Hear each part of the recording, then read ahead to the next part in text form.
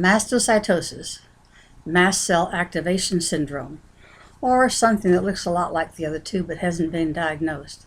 Does it matter whether you know which is your diagnosis? I'm Nancy Gould. I have indolent systemic mastocytosis, and I'm interested in this constellation of disorders that look confusingly alike. We need a better understanding of them in order to help so many people who need a diagnosis and appropriate treatment. The diagnosis of mastocytosis is made using clear and objective criteria. It is not a diagnosis of exclusion. If a person fits the World Health Organization criteria for mastocytosis, then they have mastocytosis.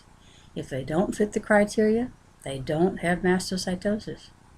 Mast cell activation syndrome is currently being defined and criteria are being agreed by international mast cell specialists.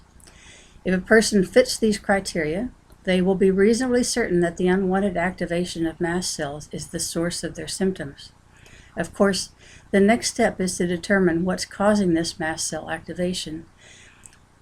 So the diagnosis is a midpoint, a stepping stone to further understanding and better treatment of their disorder. So, mastocytosis or mast cell activation syndrome, or something that looks similar but hasn't been identified, which one? Why bother with a specific diagnosis? Let's look at a rather simplistic example. Suppose you discover you have a kidney stone. Will you hope to find useful information from other people with kidney stones? Or will you look for information among people with gallstones? Both disorders involve unwanted stone formation, and in both cases the stone may cause severe pain. So perhaps management of the pain could be usefully discussed with both sets of people. But to understand your situation and get an idea of treatment beyond the pain, the experiences of people who, like you, have had kidney stones would more likely be informative to you, right? Similarly, anyone with symptoms that look like they are caused by the release of mast cell chemicals might be able to make useful day-to-day management suggestions to anyone else with a similar set of symptoms. If a person wants to get a better understanding of their disease and how it may change over time, though, they would be more likely to benefit from discussions with people whose disease is as much like theirs as possible. People with indolent systemic mastocytosis, for example, will get a better feel for how their disease may change over time if they compare notes with others who have indolent systemic mastocytosis, rather than others with perhaps aggressive mastocytosis, or people with non-mastocytosis disorders of mast cell activation.